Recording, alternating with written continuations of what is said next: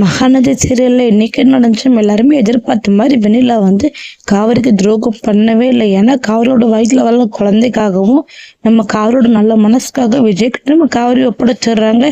அது மட்டும் இல்லாம இந்த பக்கம் இன்னைக்கு பாட்டி செம கோவத்துல பேசிட்டு இருக்காங்க. இதெல்லாம் பார்த்து தாத்தாக்கு வேற லெவலுக்கு நீ கொஞ்சம் வாய முன்னாடி சொல்லி கத்திடுறாங்க. ஏன்னா நம்ம பாட்டி அன்பரசும் விஜயோட சுத்தியே வந்திருக்காங்க. இதை பார்த்தோன்னா பாட்டி உள்ள வாங்கன்னு சொல்லி கூப்பிடுறாங்க. அப்போ இதை கவனிச்ச தாத்தா அவர் எதுக்கு உள்ள கூப்பிடுறாரு. அது மட்டும் இல்லாம அவர் மட்டும் விஜய் பார்த்தாருன்னா அவ்வளோதான் ஒரு கதி. என்ன கொஞ்சம் மட்டும் யோசிச்சுப்பாரு.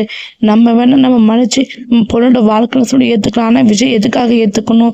என்ன அந்த அளவுக்கு நம்ம விஜய் மேலே பழி போட்டு விஜய் சித்திரவதை பண்ணியிருக்காரு அப்படி சொல்லிட்டு இருக்காங்க. இதெல்லாம் கிட்டோம்னா பாட்டிக்கு ரொம்ப நிறுத்துங்க. நானும் பார்த்துட்டு ரொம்ப ஓவரதாக பேசிட்டு இருக்கீங்க. அது மட்டும் இதுக்கெல்லாம் காரணம் இவர் ஒன்றும் கிடையாது, காவேரி தான். காவேரி காலத்து இவ்வளோ பெரிய பிரச்சனை. பசுபதிக்கு விஜய்க்கு என்னங்க சம்மந்தம் இருக்கு?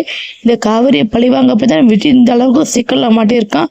அது புரிஞ்சுட்டு நீங்க பேசுங்க. தேவையில்லாம இந்த மாதிரி விஜய் காவிரி சேர்த்து வைக்கணும்னு சொல்லிட்டு பழையபடி இந்த மாதிரி பேசிட்டு இருக்காதீங்க.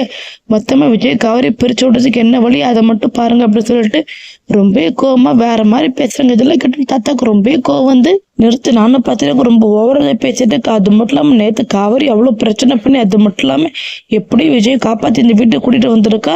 நீ அவளோட நல்ல மனசை புரிஞ்சுக்காம இப்படி முட்டாள்தனமா பேசிட்டு இருக்கா. அது மட்டும் நல்ல வேலை. இது மட்டும் விஜய் காதுல கேட்கவே இல்லை. அவங்க காதுல மட்டும் இதை கேட்டுச்சுன்னா அவன் மனசு தாங்கியிருக்காது. ஏன்னா இப்போதான் அவன் கொஞ்சம் நிம்மதியா இருக்கான். காரோட சீக்கிரமா சேர போறேன்னு சொல்லிட்டு அவன் சந்தோஷமா இருக்கான். அதை நீ கெடுக்க பார்த்துட்டு இருக்கியா? காவிரி தான் விஜய்க்கு எல்லான்னு சொல்லி தெரிஞ்சுன்னு எப்படி இந்த மாதிரிலாம் பேசுற அப்படின்னு சொல்லி கேட்கறாங்க. ஆமாங்க, இவ்வளவு பிரச்சனை காரணம் அவதான் அப்படி சொல்றாங்க. உடனே நீங்க காப்பாத்துனா சொல்லிட்டு இருக்காதீங்க. அவ காப்பாத்தின காரணம் என்னது? நம்ம விஜய் அவளாலதான் மாட்டிக்கிட்டான் அப்படி சொல்லிட்டு தெரிஞ்சவங்க தான் அவ காப்பாத்திட்டு இருக்கா. தேவையில்லாம பேசாம விஜய் காவிரி பிரிச்சு விட்டுறவங்க சொல்றாங்க. கேட்டுன்னு நம்ம தாத்தாக்கு ரொம்ப இதுக்கப்புறம் நீ ஒரு வார்த்தை பேசக்கூடாது, வாயை முடியுற அப்படி சொல்லிட்டு ரொம்ப கோமா கத்திடுறாங்க. உடனே நம்ம பாட்டியை வாய முட்டுறாங்க. இந்த பக்கம் அன்பரசு மனசு நினைக்கிறாங்க, நம்ம மாமியார் ஐஸ் வச்சாலே போதும், விஜய் காவிரி பிரிச்சிடலாம், அதை மட்டும் நம்மளும் வீட்டுக்குள்ள ஈஸியா வந்துடலாம் போல அப்படி சொல்லிட்டு வேற மாதிரி யோசிச்சுட்டு இருக்காங்க.